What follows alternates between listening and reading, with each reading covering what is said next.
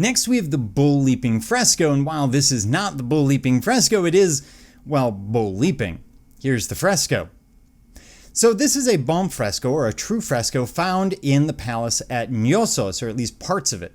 The darker portions are what we originally have found. The rest of it is restoration, where it's just sort of been pieced together based on patterns that we see in the existing piece, as well as some educated guesses based on style, etc.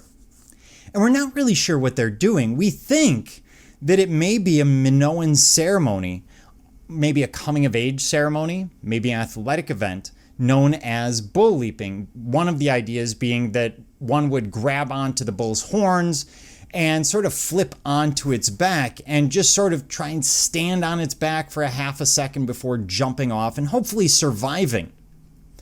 Now, the interesting thing is, while the form in the middle appears to be a male form, the two on either side appear to be female forms. If you look at the chest, it's much more prominent on the right and left figure. And we also see them with very light colored skin, which means either they're of high social status or the skin tone is referring to gender here. Whereas in Egypt, skin tone usually refers to ethnicity. The people of Punt, they would see as darker, or the Kushites.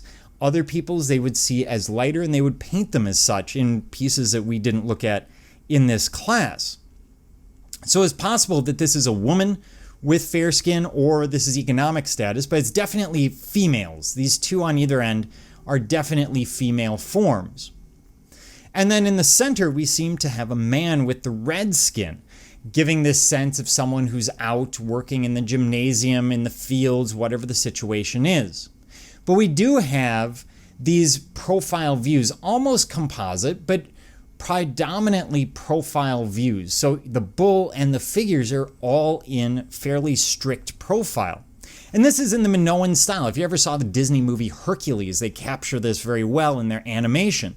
So we see both men and women have tiny waists, long curly hair. They appear self-confident and proud, very curvilinear, very dynamic, long and elegant. And we see both the male and female forms following the same principles. The male form is no more muscular than the female form. And this could mean that there's some kind of gender equality. This could mean that women simply were expected to do the same sort of working out or labor that the men were. It's really unclear. In terms of interpretation, this is where things get tricky. For example, it could be man versus nature. The idea being that the bull leaping is a form of bull taming.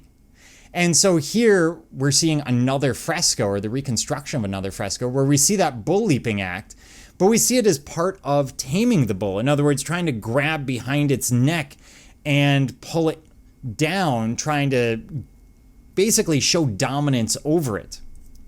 It could also be a rite of passage. Now, admittedly, our rites of passage aren't nearly as exciting as this one is, but still, it could be a rite of passage. And we still see bull leaping and these sorts of ideas today. For example, in parts of Spain, you will see people who will try and get into the arena to leap over or interact with a bull without being harmed. This is not part of bullfighting as such. It is part of bullfighting, but they're not trying to kill the animal in this case.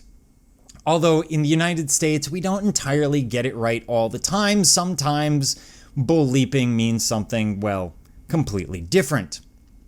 Either way, this is a buon fresco, giving us a sense of possibly recreation, possibly a religious rite, possibly a method by which they domesticate the most dangerous animal that they have on the island, which may well be the bull. But we've seen the bull as a religious symbol. At Catalhoyuk, we saw it amongst the Mesopotamians at Persepolis. We saw those bull forms. We've seen bulls elsewhere.